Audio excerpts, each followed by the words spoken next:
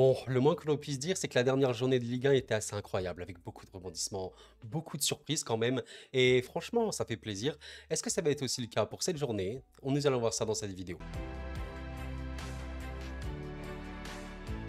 En tout cas, j'espère que vous allez bien, c'est Koro. Je suis très heureux de vous retrouver pour les pronostics de la septième journée de Ligue 1.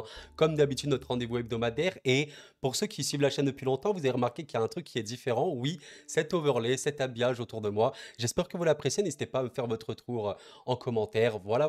Alors, on va quand même, avant de parler des pronostics, bon, déjà, vous pouvez retrouver tous mes pronostics à la fin de la vidéo, comme d'habitude, ça, je rappelle.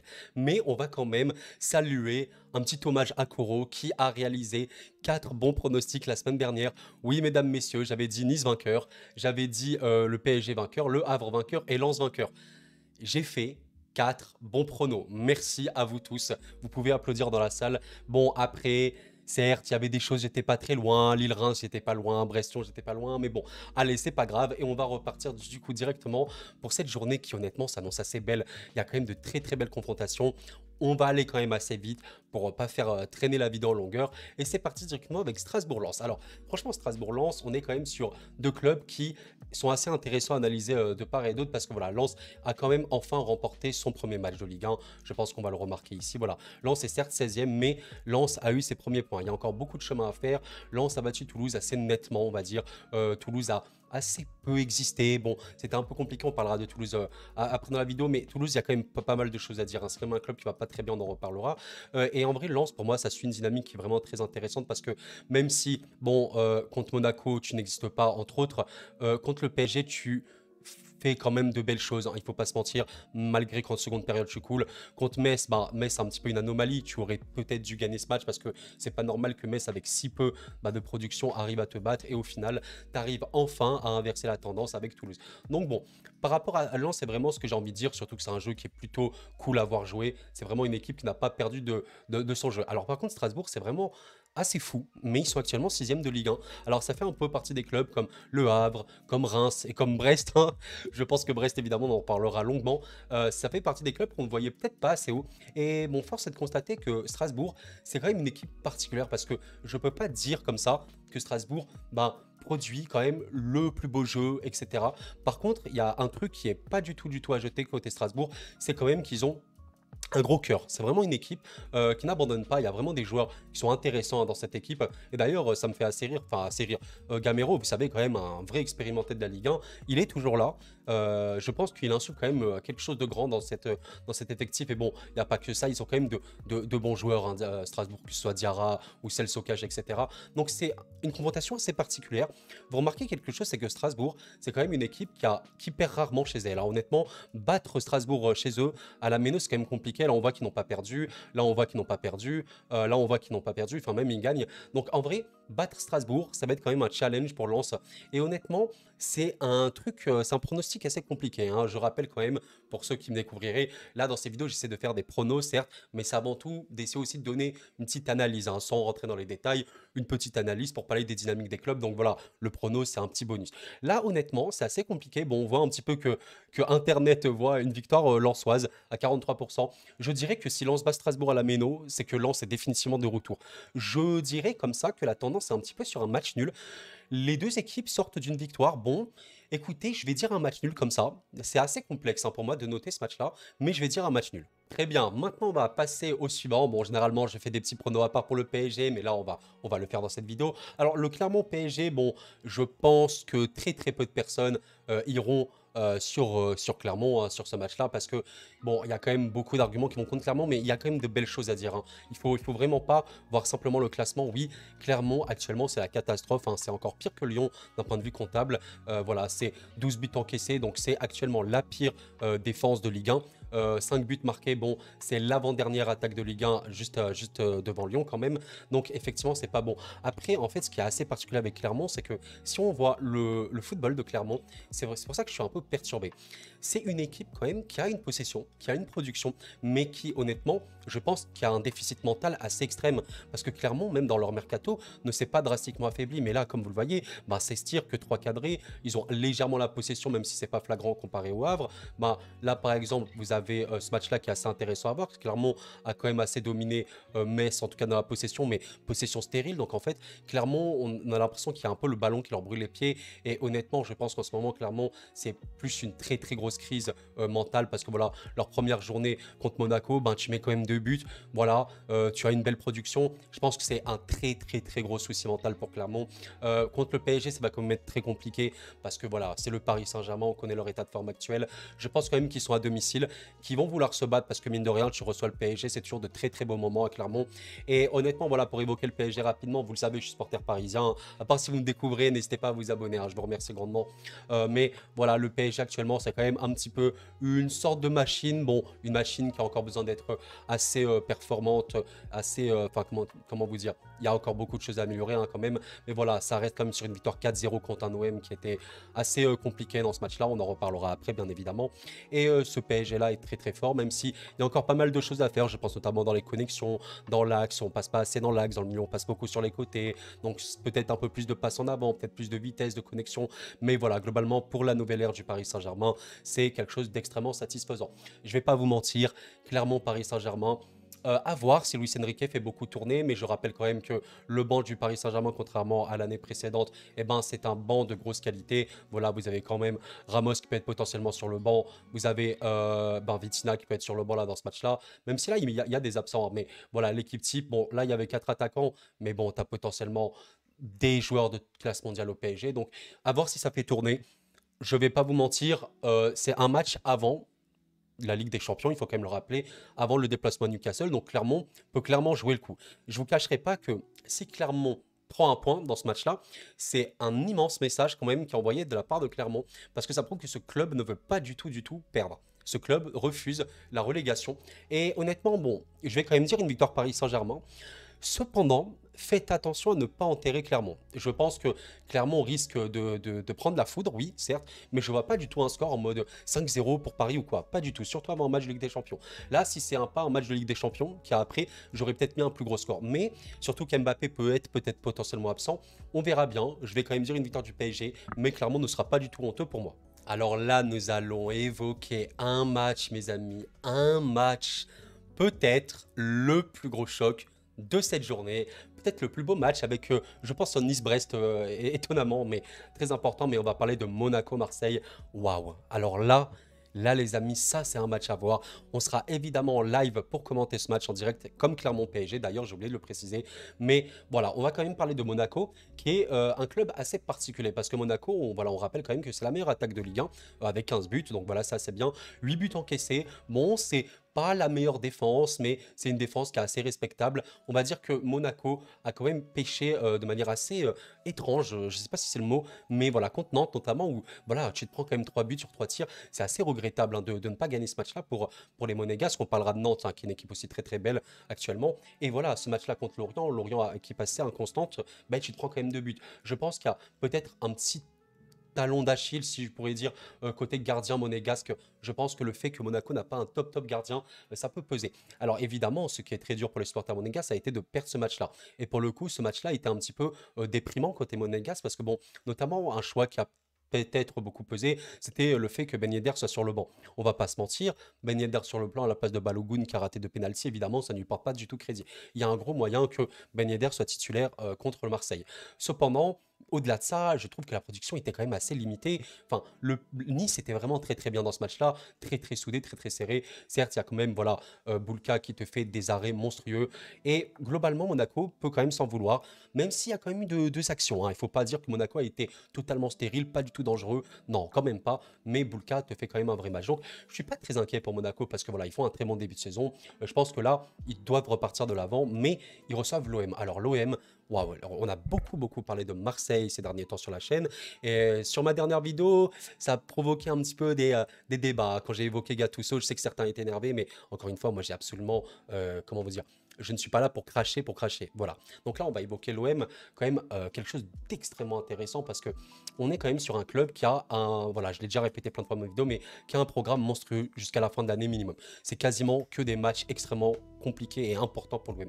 Alors l'OM, on est quand même sur une crise, on va pas se mentir, il y a une crise institutionnelle à l'OM qui est assez importante et ça demande du coup un besoin de résultats assez urgent. On rappelle quand même que sur les 5 derniers matchs de Marseille, on a une seule victoire. Donc ce n'est pas très positif, c'est quand même une victoire contre Brest qui est une belle victoire, même si Brest arrive à se procurer de belles occasions. Mais à part ça, c'est décevant. Alors évidemment, Marcelino est parti après ce match-là contre Toulouse, qui a été un match honnêtement assez malheureux. Hein. Sincèrement, une production assez moche, hein, un peu des deux côtés, même si l'OM, de par leur production, notamment à possession, aurait peut-être dû espérer mieux, parce qu'en plus avec 24 tirs, c'est un peu regrettable. Cela dit, tu fais quand même un match qui est vraiment très bon honnêtement contre l'Ajax. Tu fais un très bon match offensivement, tu as des joueurs qui ont été merveilleux, je pense à Klaus, je pense notamment à Harit, je pense à Aubameyang qui a été bon malgré le fait qu'il a beaucoup raté. Ça c'était vraiment des joueurs extrêmement bons contre l'Ajax, voilà. Donc ça c'était un petit peu le renouveau, l'OM en 4-3-3 et tout, bref. Mais ce qui s'est passé contre le PSG, c'était un petit peu un non-match parce que l'OM a refusé le jeu, voilà, en première période. L'OM n'a pas du tout existé, je pense que tactiquement Abar Donado avait un petit peu peur de s'exposer. L'OM n'a pas existé en première période. En seconde, ça a été légèrement mieux parce qu'ils sont partis bloc haut, chercher un peu plus le PSG, mais au final, bah, tu n'existes pas trop. Voilà, tu as une production honnêtement qui a quasiment 23% de possession, s'il vous plaît, les amis, et tu tires seulement 6 fois. Maintenant, il faut être honnête, ce match-là contre Monaco, c'est un derby. C'est un match qui est extrêmement important et c'est un match qui va être très compliqué pour les deux clubs. Clairement, maintenant que Gattuso est arrivé à l'OM, on rappelle quand même, il va vraiment vouloir instaurer directement une révolte. Hein. Je rappelle quand même, je l'ai dit un petit peu dans ma vidéo pour ceux qui n'ont pas vu, je répète rapidement, Gattuso c'est quelqu'un qui va pouvoir tirer le potentiel, on va dire, mental de ses joueurs. Hein. Au-delà du jeu et tout, pour moi c'est un peu le point faible de Gattuso, c'est que dans le jeu, ou tactiquement parlant, c'est quelqu'un qui aura peut-être de problèmes quand ça va être un match serré, où il va devoir trouver des solutions contre un bloc bas ou autre. Par contre, je pense réellement que c'est un coach qui peut apporter sur l'aspect mental. C'est vraiment un mec qui veut se battre, c'est un mec qui veut des joueurs qui vont se donner sur le terrain. Enfin, si Rongier, vous avez vu les matchs qu'il a fait Rongier là ces derniers temps, c'était cataclysmique. Honnêtement, Rongier fait ça, il ne jouera pas, c'est pas possible. Donc, dans cet aspect-là, c'est positif pour l'OM, on va pas se mentir. Maintenant, Monaco a un besoin de résultats assez important et l'OM n'est pas bien. Donc, c'est un match extrêmement dur de pronostiquer. Honnêtement, j'arriverai même pas à le pronostiquer. Moi, je vais pas vous mentir. Comme ça, pour moi, je vais pas dire c'est 50-50, mais les deux équipes doivent chercher des points parce que eux ils doivent rebondir directement Monaco après Nice parce que c'est quand même un autre derby et Marseille ne peut pas sombrer encore plus dans la crise donc ils doivent gagner. C'est un match beaucoup trop compliqué pour moi, je vous jure, à pronostiquer. Écoutez, je vais quand même dire c'est très dur. Oh là là, j'arrive pas du tout. Je vais dire un match nul. Mais je déteste mettre un match nul, mais je vais dire un match nul. Sincèrement, j'arrive pas. Je vous jure que je n'arrive pas à pronostiquer ce match. Pour le coup, je sèche totalement, mais je vais dire match nul. Bon, on est à 13 minutes de vidéo. J'ai fait que 3 équipes. On va peut-être un peu se bouger. Maintenant, on va parler de Reims-Lyon. Alors, Reims, quand même, une équipe avec une histoire assez folle. Hein. Je rappelle quand même que Reims est 5e de Ligue 1. Et honnêtement, j'en parlais un petit peu dans quelques vidéos. Reims, je trouve que c'est une équipe qui a le mieux bossé, qui a fait pour moi un des meilleurs mercatos de Ligue 1 et qui le montre également sur le terrain. C'est une équipe très belle qui a quand même réussi à trancher Lille de manière assez exceptionnelle, assez bonne.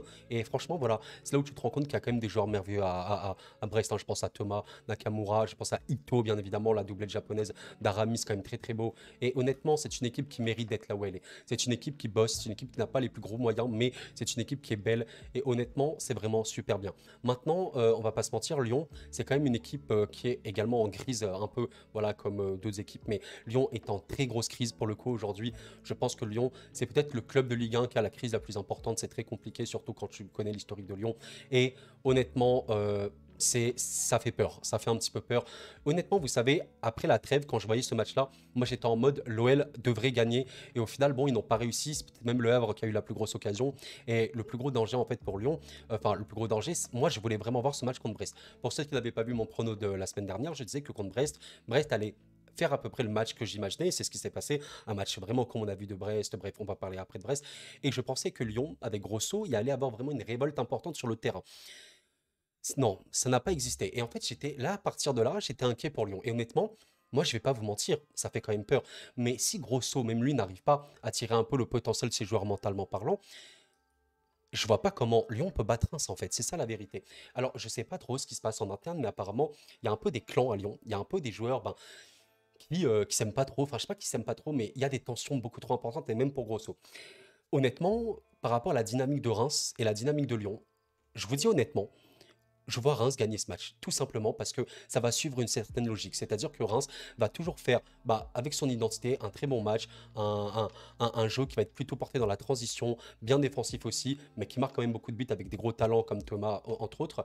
Et Lyon, peut-être que là, Grosso arrivera à tirer le potentiel mental de ses joueurs. Ils vont peut-être avoir plus une révolte que contre Brest, mais honnêtement, je vois quand même Reims gagner. Et ça fait encore un match à l'extérieur, hein, pour Lyon, donc ça aussi, ça joue. Donc, je suis désolé encore une fois, amis lyonnais, hein, vous savez que moi, j'ai absolument rien contre Lyon, mais je vois Reims gagner. Et donc, la crise ne serait pas encore terminée pour Lyon. Donc voilà, après, pour vous, supporters lyonnais, j'espère que vous gagnez, mais je pense que les Rémois, ils sont quand même très très bien sur ce match-là.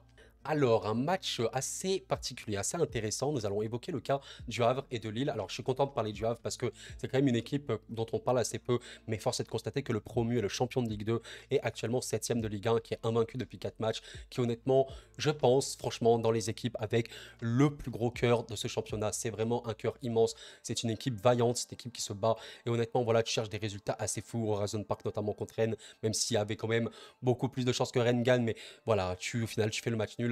Bah voilà, tu arrives à éclater Lorient après que Lorient ait battu le LOSC d'une manière assez folle.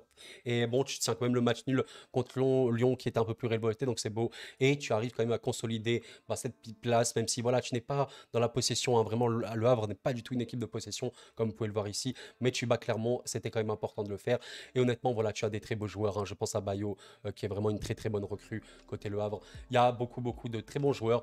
Et Alioui, hein, d'ailleurs aussi. Mais honnêtement, là, ils vont affronter le LOSC. Et le LOSC, c'est une équipe qui est pour moi assez regrettable, hein. Je vais m'expliquer. En fait, le LOSC, actuellement, vous voyez qu'ils sont 11e. Et je pense que les supporters lillois sont un peu déçus de Lille aujourd'hui parce que le club devrait être beaucoup plus haut. Et en fait, le club, c'est un peu comme Lorient qu'on évoquera après pour moi, et ou Rennes, mais surtout Lorient. En fait, le LOSC, pour moi, c'est une inconstance assez folle.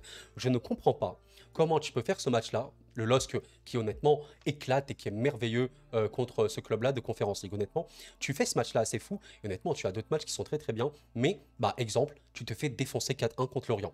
Voilà. Et là, contre Reims, Reims n'a pas du tout eu la possession, mais encore une fois, la possession stérile ne veut pas dire que tu vas gagner. Et c'est un peu inquiétant pour Lille qui a un potentiel offensif important. On rappelle quand même que je vais quand même remonter rapidement. Lille, on parle évidemment de David, certes qui n'a pas de remplaçant, et c'est pour moi le plus gros problème côté de Lille cette saison. Mais on a Haraldsson qui n'a pas un bon rendement actuellement, et ça c'est un gros problème. On a André Gomez qui pourrait être mieux en double pivot. Cabella, Yazice, bon, ok, Thiago Santos qui est vraiment bien, certes, il y a vraiment un gros potentiel, mais c'est insuffisant. Alors, je ne sais pas si la faute est quand même à Fonseca, mais c'est compliqué. Et honnêtement, vous savez, ce match-là contre le Havre, c'est un match qui est à l'extérieur pour le LOSC, qui va être très compliqué. Et moi, je vous le dis la vérité, je ne vois pas du tout le Havre perdre ce match. Voilà. Peut-être que le LOSC, c'est bon, on va enfin se lancer totalement et qu'ils vont gagner 3-0. Mais factuellement parlant, par rapport à ce qui se passe, je ne vois pas le Havre perdre. Et donc, je vois un match nul sur ce match-là, mais un match nul qui va tanguer plus dans la victoire du Havre. Je pense vraiment que le Havre peut chercher cette victoire assez follement, oui. Mais voilà, je vois un match nul pour ce match-là.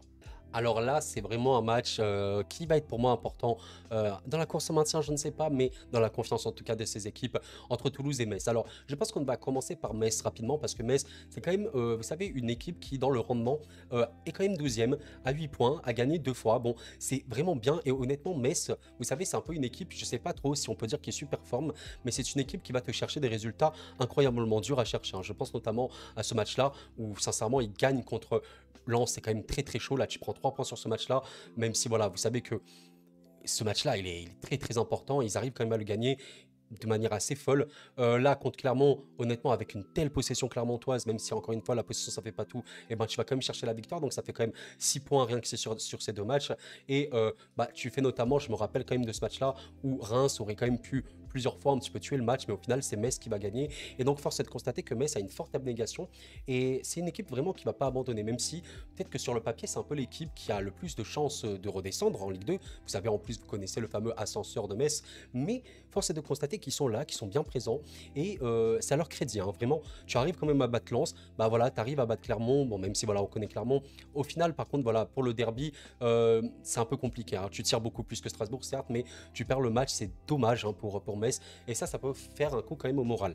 Il faut pas se mentir, Toulouse n'est pas dans un bon état du tout, du tout. Et pour moi, Toulouse, c'est même inquiétant parce qu'on est quand même sur un club qui est actuellement 15e. C'est vraiment pas inquiétant, mais Toulouse, en fait, je l'ai déjà évoqué dans quelques de mes vidéos, je constate que c'est une équipe qui, malheureusement, s'est beaucoup trop affaiblie. Toulouse s'est beaucoup trop affaiblie dans le dernier mercato. Et en fait, ça se ressent parce que l'équipe est peut-être actuellement une des équipes les plus limitées de Ligue 1. Pour moi, c'est pas du tout la même chose que Lens qui est actuellement 16e, mais qui montre beaucoup plus de choses. Si on regarde aujourd'hui Toulouse, je suis désolé, mais là, contre Lens, tu as une production extrêmement faible, extrêmement minime. Contre l'OM, on regarde encore, c'est faible. Bon, là, c'est que des stats comme ça sur papier, mais pour ceux qui suivent les matchs, on se rend compte un petit peu que Toulouse, même, ce n'est pas séduisant. Contre Strasbourg, tu te fais sécher, tu cadres à peine un tir. Il faut vraiment se rendre compte. Donc, tu n'es pas dangereux, tu n'es pas solide et c'est compliqué. Et je pense que si on regarde les buts marqués, encaissés, on voit quand même que c'est fébrile, quoi. Tu te prends 8 buts, c'est pas si pire, honnêtement. Tu prends pas beaucoup de buts, mais tu n'en marques pas beaucoup. Donc voilà. Mais là, il faut pas se mentir. Si Toulouse ne peut pas battre Metz au stadium, ça va être quand même compliqué. Je pense que là, Toulouse doit absolument se remettre dans le coup. Et je considère que Metz, après la défaite contre Strasbourg, va peut-être avoir quelques séquelles psychologiques, on va dire. Comme ça rapidement, surtout que Metz, c'est pas non plus une équipe extrêmement dominatrice. C'est un match compliqué. C'est un match qui a pour moi un fort chance de finir un match nul. Je vais quand même dire une victoire toulousaine parce que pour moi, Toulouse doit absolument gagner maintenant. C'est-à-dire que je me mets à la place des joueurs de Toulouse et du coach. Là, ils sont en mode, les gars, si on peut pas battre Metz chez nous, il y a un gros problème. Vous comprenez ce que je veux dire? Sans manquer de respect à Metz, hein, bien évidemment. Qui, comme je l'ai dit, une équipe qui a un vrai gros cœur et qui se battra jusqu'au bout. Je vois une victoire de Toulouse, mais sachez que je pense, si on doit être lucide au max, le match nul semble être extrêmement probable sur ce match-là. Mais je vais dire une victoire toulousaine. Ah, là, on attaque un match, mes amis, entre Nice et Brest. Entre, mesdames, messieurs, oui, les équipes actuellement première et deuxième du championnat de France. Exceptionnel, j'en ai fait une vidéo, hein. N'hésitez pas à aller là-bas, je parlais de Nice-Monaco, enfin Monaco-Nice et de Brest-OL. Voilà, d'ailleurs Brest-OL, merci à tous, hein, pour tout ce soutien. C'est quand même une de mes vidéos les plus vues, donc je vous remercie grandement, merci à fond à tout le monde. Et du coup, ce match-là, Nice-Brest, je pense qu'on va d'abord évoquer Nice rapidement. Alors Nice, c'est quand même une histoire merveilleuse, parce qu'on est quand même sur un club qui a un début de saison de Ligue 1 assez mitigé, on va pas se mentir, surtout que les Niçois peuvent un petit peu d'espérer après ce match-là contre Lyon qui était honnêtement une grosse purge. On va pas se mentir, c'était peut-être la purge de la saison. Même si globalement Nice tire énormément, mais c'est très fébrile, c'est très maladroit. Tu es un petit peu dangereux comme ça par-ci par-là, mais dites-vous que cette OL-là a réussi à prendre un point quand même, c'est pour vous dire un petit peu. Donc c'était pas ouf, mais pour moi il y avait quand même des choses intéressantes à faire, surtout avec ces joueurs niçois. Et après, Nice c'est exceptionnel. Voilà, contre Strasbourg pour le coup, tu sèches bien Strasbourg honnêtement. Strasbourg n'existe pas trop sur ce match-là. Et par contre, voilà, des victoires d'immense prestige, extrêmement importantes qui pour moi ont fait que Nice est une équipe extrêmement sérieuse à prendre en compte cette saison-là. Et c'est cette victoire au Parc des Princes qui est formidable, qui est assez phénoménale, même si encore une fois il y a toujours un contexte, vous savez, de reprise après la trêve, etc., avant la match de Ligue des Champions, mais ça, c'est pas des excuses. Il y a Nice qui a totalement séché le Paris Saint-Germain et qui méritait 100% sa victoire. Et contre Monaco, force est de constater que même si Boulka, il te fait un match de gros port, honnêtement, moi je le note 9 sur 10 sur ce match-là, voire même 10, tu remportes ce match-là avec quand même une très belle production, des contres extrêmement dangereux, très tranchants, et Nice aurait pu finir ce match bien plus 15-0. C'est pour vous dire. Donc ça, c'est pour Nice. Maintenant, Brest pour moi, en vrai, je vous dis la vérité, on va pas les cacher. Nice, Brest et le Paris Saint-Germain, pour moi, dans le désordre, c'est les trois équipes les plus belles actuellement dans tous les sens du terme. C'est-à-dire que ça soit d'un point de vue football, que ça soit d'un point de vue intensité et de ce que ça montre tout simplement. L'aura qu'il y a autour de ces clubs-là. Voilà, sans dénigrer les autres clubs, bien évidemment. Mais pour moi, c'est les trois équipes qui montrent les plus belles choses. Et Brest, c'est un conte de fées. Brest est leader de Ligue 1. Enfin, rendez-vous compte que ce club, techniquement, essaie de se maintenir, hein. Et là, vous êtes premier de Ligue 1, amis brestois, et c'est vraiment très beau. Et honnêtement, vous avez de très bonnes victoires. Même votre défaite contre l'OM, elle est quand même très satisfaisante parce que voilà, vous avez une production qui n'est pas du tout honteuse. Sincèrement, vous aurez même espéré mieux au Vélodrome. Mais à part ça, vous avez vraiment de très bons matchs. Et comment ne pas évoquer ce match-là exceptionnel contre Lyon. Sincèrement, ceux qui n'ont pas vu Brest-Lyon, n'hésitez pas à aller le revoir, mais quel match incroyable. Certes, l'OL, on connaît leur situation, mais ce match-là était dantesque, exceptionnel pour Brest, qui aurait pu gagner ce match. Comme vous le voyez, 11 tirs cadrés. Sincèrement, Lopez, s'il ne te fait pas ce match de port, Brest, ils font 5-0. Et c'est pas une vanne. En fait, c'est ça qui est choquant. Donc, c'est vraiment Brest, une des plus belles équipes de cette saison pour moi. T'as trop de joueurs excellents à Brest. Enfin, je suis désolé, mais même Bizot qui te fait un début de saison de malade mental. Mais Pierre Lesmelou est monstrueux. Del Castillo est exceptionnel, même si voilà, la finition, ça pourrait être mieux. Le Doiron, Satriano, tout ça, c'est vraiment des top joueurs. Et Brest, actuellement, c'est une des plus belles équipes à avoir joué. Un immense chapeau à Eric Roy. Et honnêtement, ce Nice-Brest, les amis, c'est un match absolument à suivre pour cette journée. C'est extrêmement compliqué de pronostiquer pour ce match-là. C'est super dur. Sincèrement, j'arriverai pas du tout. Je vais essayer de réfléchir un peu. Je vais cut la vidéo, je vais essayer de réfléchir. Honnêtement, les amis, j'arrive pas du tout à pronostiquer ce match-là. Les deux équipes ne sont pas des équipes de possession, mais plus des équipes de transition qui vont contrer, qui vont chercher les profondeurs et tout. Peut-être que Brest aura plus le ballon que Nice, qui cherchera vraiment les comptes. C'est extrêmement dur pour moi de pronostiquer ce match-là, mais vous savez quoi? C'est trop dur. Je n'arrive pas à pronostiquer ce match-là. J'ai envie de voir un des deux clubs gagner, mais je me dis que ces deux équipes sont trop belles pour qu'une des deux perde. Et vous savez quoi? Je vais pronostiquer 3-3 pour ce match-là. Voilà, le mec a complètement craqué. Non, sincèrement, j'arrive pas à pronostiquer. N'hésitez pas à me dire ce que vous dites pour ce match-là, mais le Nice-Brest, là, j'arrive pas. Je n'arrive pas du tout. Donc, pour moi, les deux équipes peuvent gagner. Je me dis que si Nice a un peu plus le ballon, et ben pour moi, Brest aura plus d'avantages. Mais si Brest a plus le ballon, ben c'est Nice qui aura plus d'avantages. Oui, je sais que c'est particulier, mais les deux équipes sont tellement bonnes en contre que pour moi, ça va jouer comme ça. Et au final, peut-être qu'un match nul va arranger les deux, je ne sais pas. Allez, on arrive gentiment à la fin et on va également parler maintenant de Lorient. Montpellier, un match en demi-teinte aussi, parce qu'on va parler de Lorient d'abord. Lorient, quand même, une équipe beaucoup trop irrégulière, hein. D'ailleurs, on remarque que Montpellier et Lorient sont côte à côte. Mais Lorient, en fait, et je pense que les Lorientais seront totalement d'accord avec moi, c'est une équipe qui est très belle à voir. Sincèrement, Lorient, c'est beau à voir. Tu ne t'ennuies pas dans un match de Lorient ce début de saison. Mais par contre, c'est d'une inconstance, mes amis.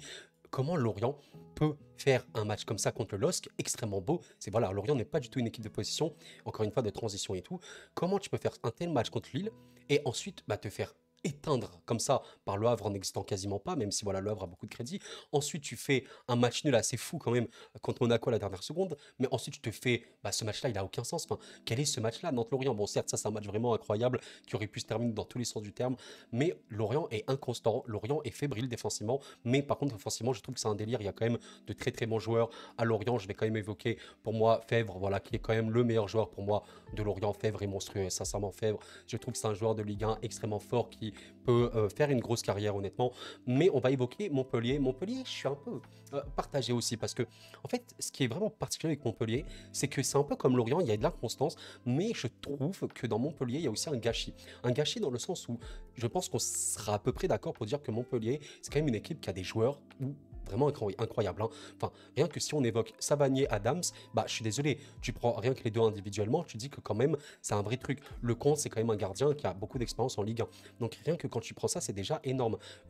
Contre Rennes, honnêtement, ce match nul-là, il est vraiment décevant, même si voilà, Rennes aurait peut-être pu gagner, mais voilà, tu as des joueurs, tu as un beau 4-2-3-1 et tout sur le papier, mais il y a quand même un manque. Alors, je ne sais pas trop ce que c'est le problème. Honnêtement, je ne suis pas Montpellier, donc je ne pourrais pas vous dire quel est le problème réel.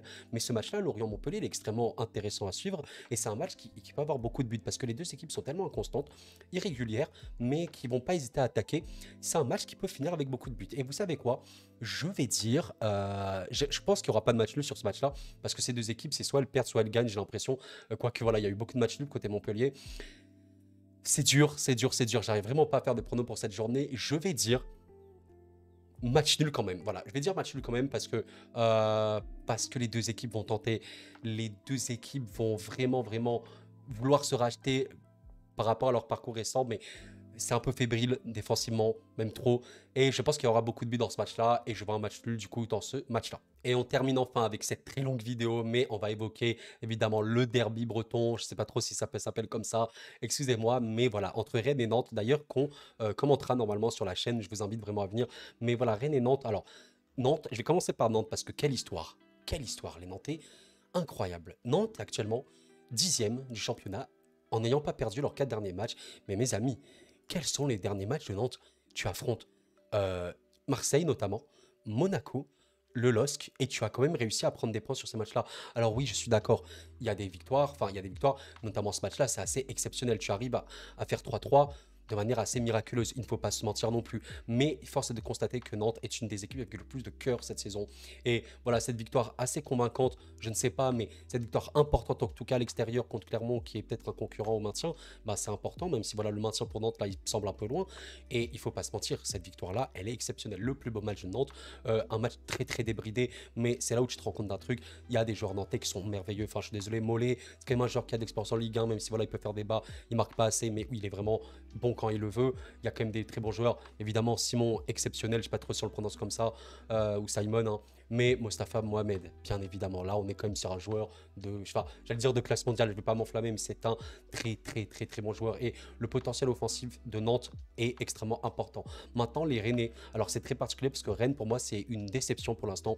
Je vois Rennes beaucoup, beaucoup plus haut, hein. Vraiment, pour moi, Rennes, après 6 journées, c'était dans le top 3 assez facilement. Mais regardez ça, regardez ça. Rennes, c'est 5 matchs nuls de suite. Rennes est invaincu, comme Nice. Actuellement, c'est la seule équipe invaincue. Mais 5 matchs nuls. Rendez-vous compte, regardez ça. Vous avez Montpellier 0-0, Lille 2-2, Brest 0-0, Le Havre 2-2, Lens 1-1. C'est pas normal. Et c'est pas normal, surtout qu'en fait, la production rennaise est une des plus fortes de Ligue 1. Honnêtement, c'est quand même une équipe qui a des joueurs offensifs monstrueux, qui a un milieu sur le papier exceptionnel. Enfin, je suis désolé, mais quand dans ton équipe, tu as Bourigeaud, quand tu as Lefebvre notamment, quand tu as, il est où, voilà, Blas, qui était sur le banc contre le LOSC notamment, quand tu as Salah, quand tu as Guiri, bah, je suis désolé, mais ça, c'est des joueurs exceptionnellement bons et qui sont très très importants. Pour moi, c'est la plus grosse force. Mandanda fait un bon début de saison, d'ailleurs, à noter.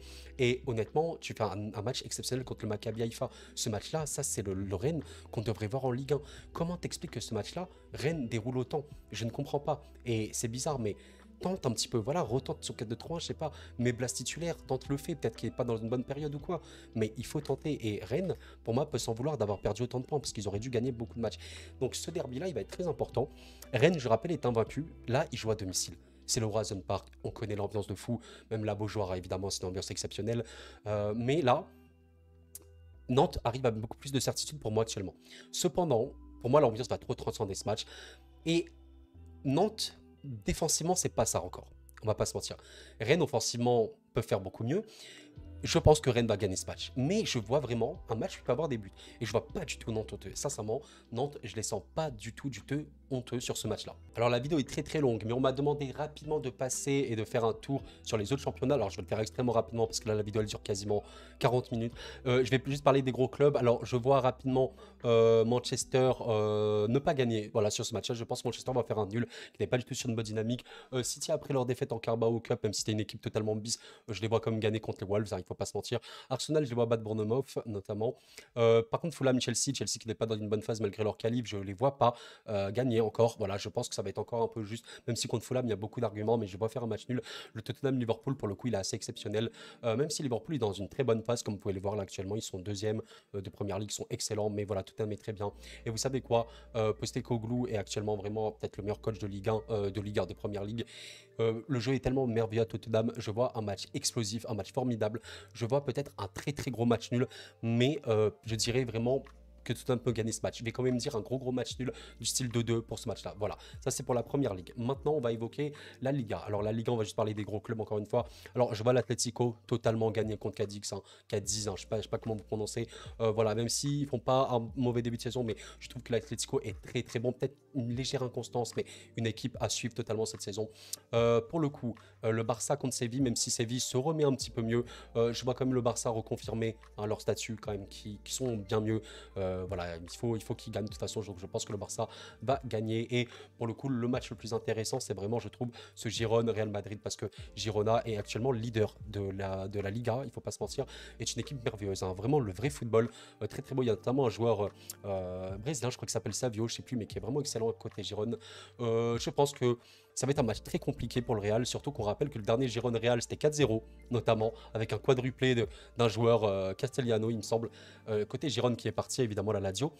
Je vais pas vous mentir, si Vinicius joue titulaire et qu'il a des bonnes sensations, je vois le Real gagner. Parce que Vinicius est trop important et avec Bellingham notamment entre autres, ça va faire beaucoup, beaucoup trop de danger. Si Vinicius n'est pas apte, et ben vous savez quoi, je vois Giron gagner ce match-là. Voilà, je suis assez tranché. Je vois pas de match nul sur ce match, je vois vraiment un vainqueur. Et ça va être un match absolument à suivre. Malheureusement, c'est encore samedi à 18h30, il y a beaucoup de matchs pour cette journée. Mais voilà, vous avez à peu près mon avis. En Bundesliga, on va partir très rapidement en évoquant simplement le Red Bull Leipzig-Bayern comme un match exceptionnel. Je vous invite à le suivre. Pour moi, c'est un match et je vais me mouiller. Je vois vraiment Leipzig gagner ce match-là. Alors oui, oui, le Bayern euh, est vraiment exceptionnellement bon en ce moment. Mais on a vu notamment que contre Leverkusen et contre Manchester, c'est une équipe qui a quand même des problèmes défensifs où on va dire n'est plus aussi dominatrice qu'avant. Et Leipzig est une équipe formidable, une équipe avec énormément de jeunesse, de talent et offensivement parlant, c'est des monstres. Et vous savez à quel point le Bayern a beaucoup de mal à se déplacer à Leipzig. Je vois Leipzig gagner ce match-là. Voilà, je vous le dis, je vois Leipzig gagner ce match-là. Et pour finir avec la Serie A très très rapidement, je vois rapidement pour parler juste de Milan-Naples et de la Juve. Alors je vois la Juve ne pas battre clairement l'Atalanta, même si c'est plus l'Atalanta de l'époque, hein. Je vois clairement la Juve faire un petit match nul. Ensuite, concernant le Milan AC contre la Lazio, c'est un match assez important, on va pas se mentir. C'est un match qui va être compliqué hein, pour moi. Je vois Milan quand même parce qu'il reconfirme bien. Voilà, il reconfirme bien contre Cagliari, même si ça aurait pu être vraiment beaucoup mieux contre Newcastle, ils auraient dû gagner après l'humiliation contre l'Inter. Je vois quand même la Lazio se relancer. Et d'ailleurs, en parlant de l'Inter, a perdu hein, le dernier match contre Sassuolo, qui est une très très belle équipe d'ailleurs. Même si voilà, il y aurait vraiment il y avait des choses qui pouvaient être mieux. Je vois quand même l'Inter bien plus forte et je vois quand même l'Inter battre la Salernitana à l'extérieur. Et du coup, pour évoquer Naples, vous savez, Naples qui est dans une situation assez complexe. On va pas se mentir, Naples, c'est quand même assez dur en ce moment. Quand je dis assez dur, je parle surtout d'un point de vue mental, hein, parce que Naples, surtout avec Rudy Garcia, j'ai l'impression qu'il y a eu beaucoup de fissures aussi. Vous savez, il y a le problème Osimhen. Lecce, voilà, c'est quand même une équipe qui est assez haute. Ça va être compliqué pour moi contre Naples. Et vous savez quoi, je vois encore Naples perdre des points parce que force est de constater que le Naples de Rudy Garcia n'est pas excellent. Même si oui, certes, contre l'Udinese, ils te font un très très bon match. Voilà, c'est honnêtement le plus beau match de Naples cette saison. Mais n'oublions pas quelque chose quand même, mes chers amis. L'Udinese est quand même actuellement très très bas en Serie A. Ils sont actuellement 18e et n'est pas bon. Voilà, globalement, vous avez à peu près mes avis pour toutes ces ligues. Allez, je vais enfin pouvoir vous montrer mes pronostics définitifs pour cette journée. Je rappelle encore une fois, c'est juste des pronostics papier, c'est un score, c'est aussi pour le fun. Là, je pronostique des scores un peu invraisemblables. N'hésitez pas à voir un petit peu ce que j'ai dit précédemment si jamais vous avez passé toute la vidéo. Bref, alors voici mes pronostics. Ils sont obscurs. Alors honnêtement, je vous dis la vérité, je pense que je vais avoir 1/9 pour cette journée. Honnêtement, 1 ou 2/9. Enfin, je suis quasiment sûr de rien. Enfin, même là, vous savez, Strasbourg-Lens, j'ai oublié ce que j'ai dit pour Strasbourg-Lens, parce que c'était en début de vidéo. Mais voilà, là, honnêtement, ce match-là, les deux peuvent gagner, honnêtement, par rapport aux dynamiques. Monaco-Marseille, ce match, je l'ai mis 2-2, mais ça peut finir en 4-2. Je sais pas, c'est tellement compliqué. Même Marseille peut gagner. Hein, là, vraiment, c'est très, très bizarre. Nice-Brest, j'ai mis 3-3 parce que j'aime le but. Voilà, j'ai mis 4-2 ici, j'ai mis 3-2 là. Bref, en tout cas, ce sont des pronostics. Je vous remercie d'avoir suivi cette vidéo. Pensez au like si ce n'est pas fait, toujours extrêmement important pour le référencement. Et à vous abonner, regardez un petit peu, on est combien. Je vous invite à voir, nous sommes combien sur cette chaîne? Nous sommes presque 1000. Qu'est-ce que vous voulez que je vous dise? Les émotions sont trop importantes, je vous jure. Bref, c'était vraiment une bonne vidéo que j'ai pris plaisir à faire parce que je me rends compte d'un truc et on va l'évoquer, je pense, vraiment prochainement. Cette Ligue 1 est trop spéciale. Il y a trop d'équipes qui arrivent à tirer leur épingle du jeu. Il y a aussi des équipes qui sont plus décevantes. Je pense qu'on en parlera bientôt dans une vidéo un peu questionnement, un petit peu sur le niveau de la Ligue 1 de cette année. Bref, je vous retrouve ce week-end pour quelques petits lives, notamment samedi pour voilà, Clermont PSG et pour Monaco Marseille, et dimanche pour Rennes Nantes.